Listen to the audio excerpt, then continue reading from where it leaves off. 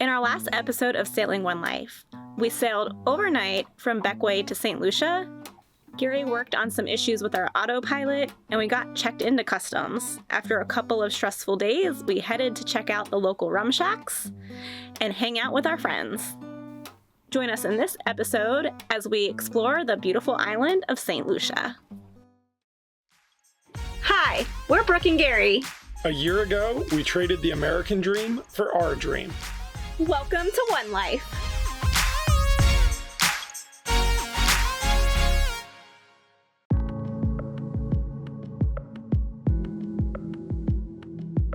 We were anchored in the northwest of St Lucia, just outside of Rodney Bay Marina. To check on the current situation with COVID closures, we headed into the cafe at the marina to access the Wi-Fi. So we just left the cafe and basically we did a lot of research, and it looks like since we are not staying in a certified resort and going on tours with certified guides, that we're not able to do a lot of things here in St. Lucia. Disappointed, but not hopeless, we learned that we could rent a car to do some exploring on our own. So the next day, we went on a mission to find the rental place. We still can't find it, and I've called the place. Maybe we just take the horse instead. Forget the rental car, we're taking the horse. We eventually found the building, filled out the paperwork, and headed back to the marina to get our friends. Cool. Wow, this is a sweet ride. It's like brand new. It's brand new. You look super excited. We were hoping that it had at least a scratch or two on it. Or some mud in it. Yeah. It's gonna. It's gonna, yeah. We jammed the trunk full of our hiking and filming gear and set out on a mission to find a waterfall way off in the rainforest.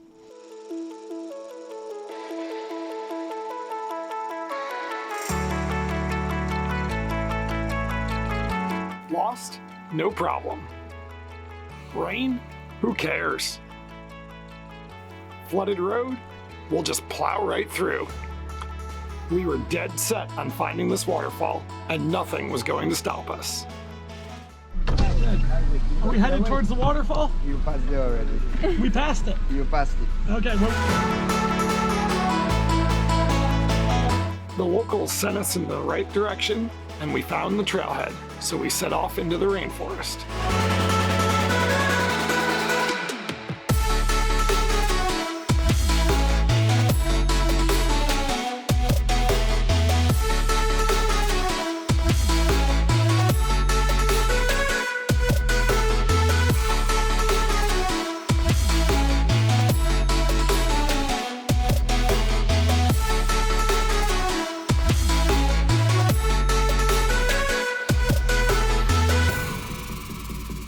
When we made it to the falls, our jaws dropped.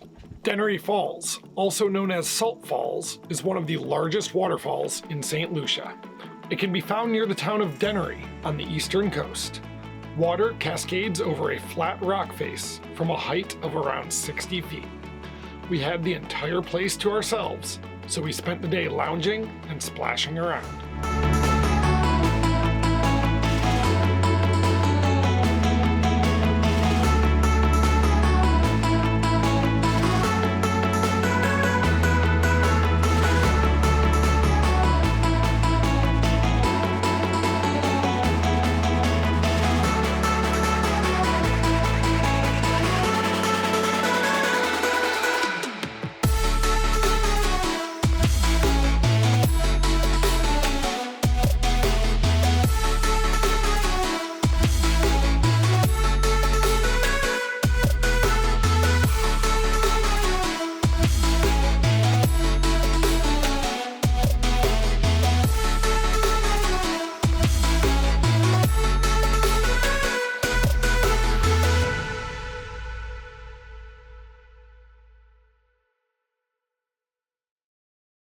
Since we only rented the car for a few days, we jammed in as many landlubber activities as possible.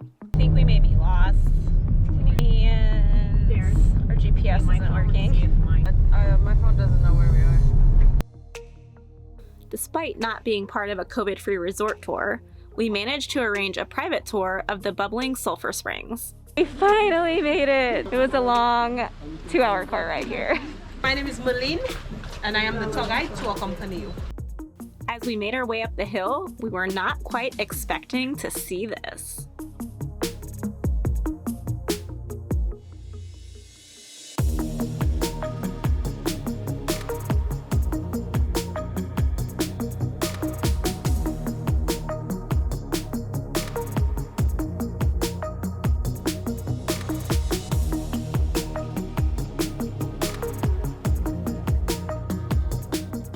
These volcanic vents and bubbling sulfur springs are located in the caldera of the Qualabou volcano and are known as the Sulphur Volcanic Center. Although there has not been any eruption for over 200 years, sulfur still billows from the cracks in the caldera. Pretty incredible. No smell here, no steam, no bubbling, means that the vents are getting blocked, so the pressure is building up.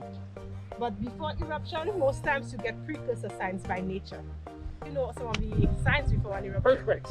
Right, frequent earthquakes does have the potential to become active, but let's just hope it doesn't happen today. Okay? Really cool seeing the steam and the boiling water. It was just amazing. Something that I've never seen before. Definitely worth this guided tour for sure. We don't like to do many guided tours, but this one was definitely worth it. Yeah, it was pretty cool. Very cool. Volcanic activity is awesome.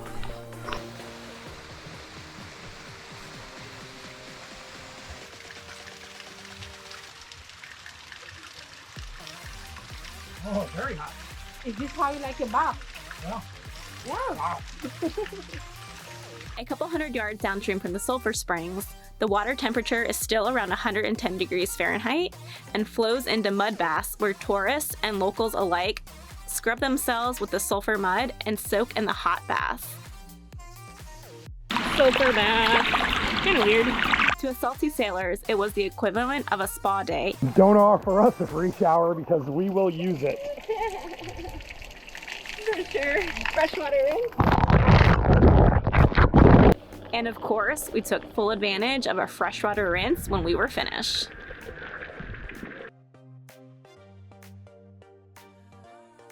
And just like that, we were on our way again to our next stop. Driving through these small towns in St. Lucia, we got lots of attention.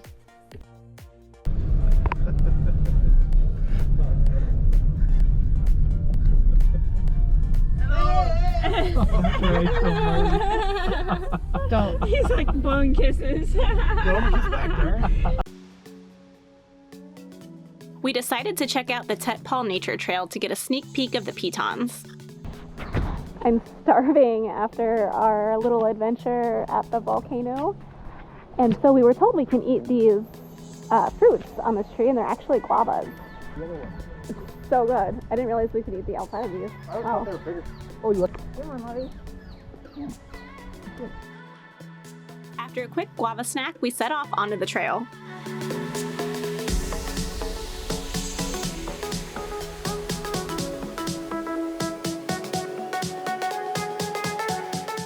The view of the Pitons from here looked fake and reminded us of our computer screensavers back in our office days.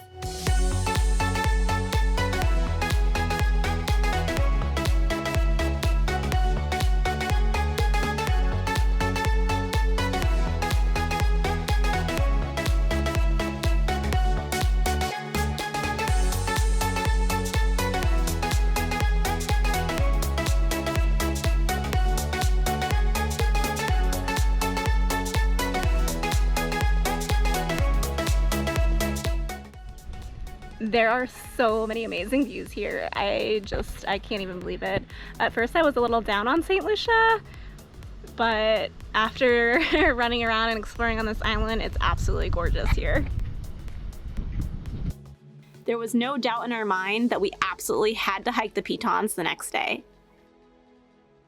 The hillside of this trail was covered in greenery and flowers.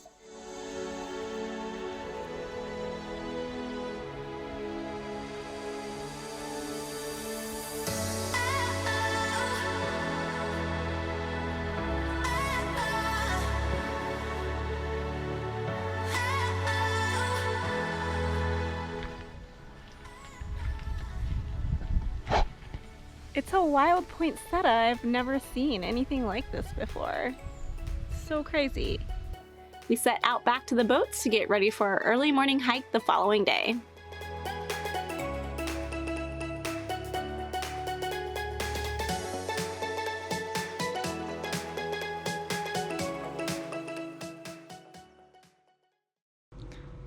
So just woke up and it's about 4:45 in the morning, but today we get to hike the Pitons, so we're trying to get an early start. I need to go wake up Gary.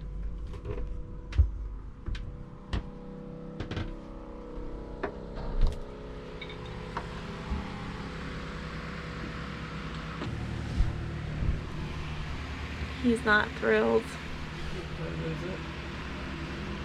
4:52. Not gonna be able to see any of this. We're here at St Lucia picking up Bo and Brandy. The Pitons were a 2-hour drive away, and we wanted to get there when the trail opened at 7 a.m. The route took us through the countryside, across waterfalls and bridges, and down narrow dirt roads. The Pitons are a World Heritage Site and require the use of a trail guide. So our tour guide's name is Chad, and he just told us that he's been up the Pitons over 1,000 times. That's wild.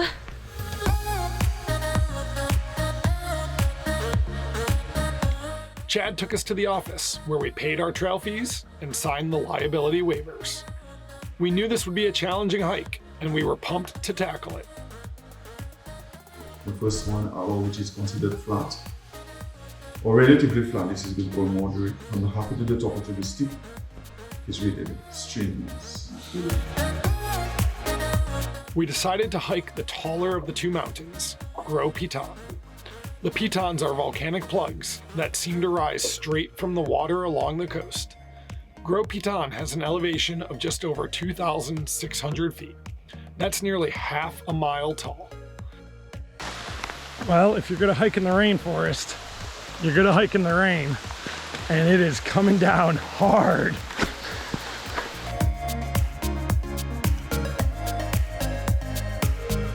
At the halfway point, we caught a glimpse of Petit Piton, but the rain was still coming down too hard to take many good photos or fly the drone.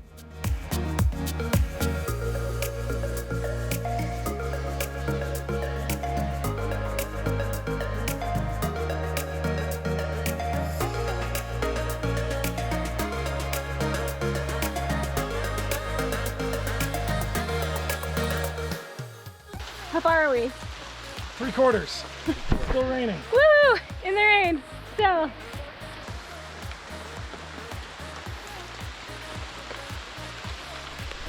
So this tree behind us is 200 plus years old. It's a mango tree. It's not producing right now, but it is ginormous.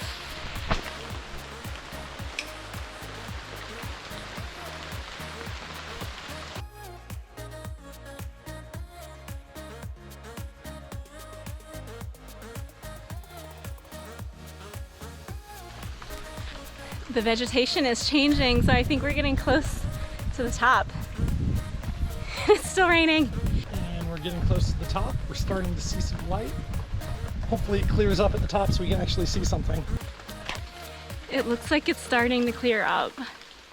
I'm so excited for this view. It's as clear as it gets up here. Wow! There'll be times when there will be no clouds at all. Oh, it's beautiful out. Oh yeah, it's nice.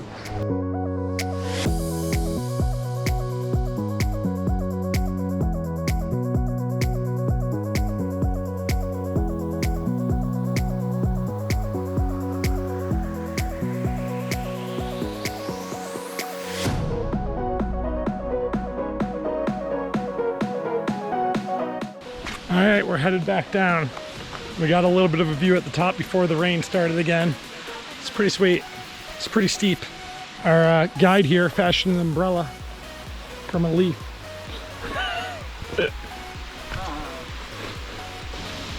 Getting nasty now.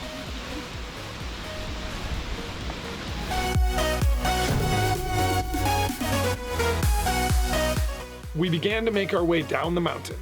I think going down was just as hard as going up.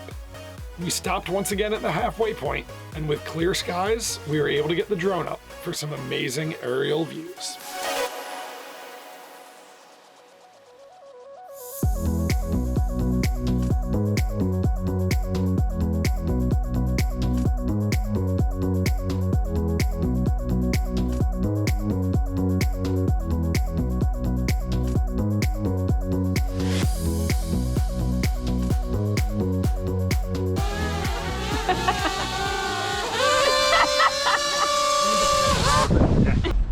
Okay, so we just got back to the marina after the hike, and we picked up our buddies on Too Short.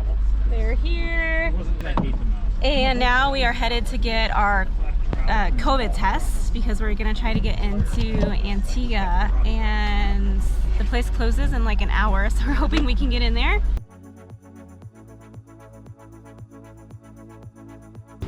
We are at the hospital, headed to get our tests. The main reason we came to St. Lucia was for the Pitons, and since we accomplished that, it was time to move on. For entry to Antigua, we had to have a negative COVID test within 7 days of arrival. We got our noses swabbed, paid $100 US each for our tests, and received our results via email within 48 hours. The friendly and professional staff made this process easy peasy. And since it was our last night with the rental car, we decided to stop at the Mega Massey on our way home. We're gonna split all this stuff. It works out really great. Mega Massey is similar to a Costco. We haven't experienced anything like this since we left Florida. We bought a ton of stuff, from toilet paper to canned beans. We didn't leave a single space for anything else in the car. We just got back to the boat and we're leaving all of this stuff out because I'm way too tired to put anything away. I'm over putting our groceries away, but I'm super glad that we were able to get a lot of stuff, and especially glad that we were able to split it with 2 other boats, so that's really cool. And Crystal is making us pizza because she didn't go on the hike with us tonight. Ready for pizza and wine? I am. Cheers, guys! Thanks for watching, everyone. We hope you join us next time as we find out we are on the news in St. Lucia and sail to the beautiful island of Antigua.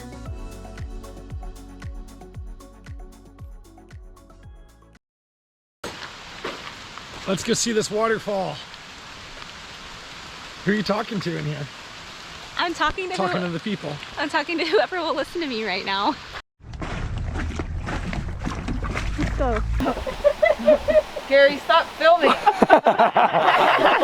Just so you know, I didn't film until you stood up. I really wish I could find another guava right now. I thought the views here at Tet Paul Trail were awful.